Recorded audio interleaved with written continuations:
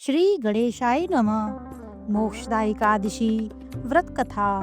धर्मराज युधिष्ठिर कहने लगे कि हे भगवान, मैंने मार्गशीर्ष कृष्ण एकादशी अर्थात उत्पन्ना एकादशी का सविस्तार वर्णन सुना। अब आप कृपा करके मुझे मार्गशीर्ष माह के शुक्ल पक्ष की एकादशी के विषय में भी बतलाइए। इस एकादशी का क्या नाम है तथा इसके व्रत का क्या विधान है, इसकी विधि क्या है, इसका व्रत करने से किस फल की प्राप्ति होती है। कृपया यह सब विधान पूर्वक कहिए। भगवान श्री कृष्ण बोले, मार्गशीर्ष माह के शुक्ल पक्ष में आने वाली इस एकादशी को मोक्षदा एकादशी कहा जाता है। यह व्रत मोक्ष देने वाला तथा चिंतामणि के समान सब कामनाएं पूर्ण करने वाला है, जिससे आप अपने पूर्वजों के दुखों को खत्म कर सकते हैं। इसका महात्म्य मैं तुमसे कहता हूँ, ध्यान पूर्वक सुनो।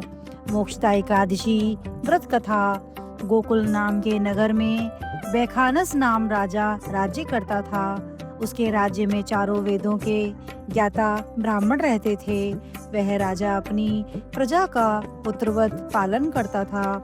एक बार रात्रि में राजा ने एक स्वप्न देखा कि उसके पिता नरक में हैं। उसे बड़ा आश्चर्य हुआ। प्रातः वह विद्वान ब्राह्मणों के पास गया और अपना स्वप्न सुनाया।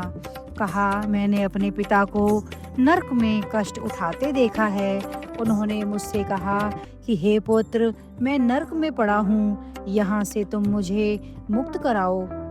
जब से मैंने यह वचन सुने हैं तब से मैं बहुत बेचैन हूँ। चित्त में बड़ी अशांति हो रही है। मुझे इस राज्य, धन, पुत्र, स्त्री, हाथी, घोड़े आदि में कुछ भी सुख प्रतीत नहीं होता। मैं क्या करूं? राजा ने कहा कि हे ब्राह्मण देवताओं, इस दुख के कारण मेरा सारा शरीर जल रहा है। अब आप कृपा करके कोई तप, दान, व्रत आदि ऐसा उपाय बताइए जिससे मेरे पिता को मुक्ति मिल जाए। उस पुत्र का जीवन व्यर्थ है जो अपने माता पिता का उद्धार न कर सके। एक उत्तम पुत्र जो अपने माता पिता का, पूर्वजों का उद्धार करता है, वह 1000 मूर्ख पुत्रों से अच्छा है। जैसे एक चंद्रमा सारे जगत में प्रकाश कर देता है, परंतु हजारों तारे नहीं कर सकते। ब्राह्मणों ने कहा, हे राजन, यहाँ पास ही भूत भविष्य वर्तमान के ज्ञाता पर्वत ऋषि का आश्रम है। आपकी समस्या का हल वे जरूर करेंगे। ऐसा सुनकर राजा मुनि के आश्रम पर गया। उस आश्रम में अनेक शांत चित्त योगी और मुनि तपस्या कर रहे थे। उसी जगह पर्वत मुनि बैठे थे। राजा ने मुनि को साष्टांग प्रणाम किया। मुनि ने राजा को सांगोपांग कुशल पूछी। राजा ने कहा कि महाराज, आपकी कृपा से मेरे राज्य में सब कुछ कुशल है, लेकिन अकस्मात मेरे चित्त में अत्यंत अशांति होने लगी है। ऐसा सुनकर पर्वत मुनि ने आंखें बंद की और भूत विचारने लगे। फिर बोले, हे राजन, मैंने योग के बल से तुम्हारे पिता के कुकर्मों को जान लिया है। उन्होंने पूर्व जन्म में कामातुर होकर एक पत्नी को रति दी, किंतु सौत के कहने पर दूसरे पत्नी को ऋतुदान मांगने पर भी नहीं दिया।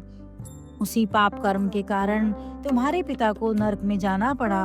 तब राजा ने कहा, इसका कोई उपाय बताइए। मुनि बोले, हे राजन, आप मार्गशीर्ष एकादशी का उपवास करें और उस उपवास के पुण्य को अपने पिता को संकल्प कर दें। इसके प्रभाव से आपके पिता की अवश्य नरक से मुक्ति होगी। मुनि के ये वचन सुनकर राजा महल में आया और मुनि के कहने अनुसार कुटुंब सहित मोक्षदा एकादशी का व्रत किया। इसके उपवास का पुण्य उसने पिता को अर्पण कर दिया, जिसके प्रभाव से उसके पिता को मुक्ति मिल गई। और स्वर्ग में जाते हुए वे पुत्र से कहने लगे कि हे पुत्र, तेरा कल्याण हो। यह कहकर वे स्वर्ग चले गए। मार्गशीर्ष मास की शुक्ल पक्ष की मोक्षदा एकादशी का जो व्रत करते हैं, उनके समस्त पाप नष्ट हो जाते हैं। इस व्रत से बढ़कर मोक्ष देने वाला और कोई व्रत नहीं है।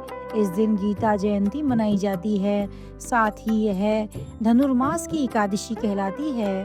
अतः इस एकादशी का महत्व कई गुना और भी बढ़ जाता है। इस दिन से गीता पाठ का अनुष्ठान आरंभ करें तथा प्रतिदिन थोड़ी देर गीता अवश्य पढ़ें। जय श्री हरि।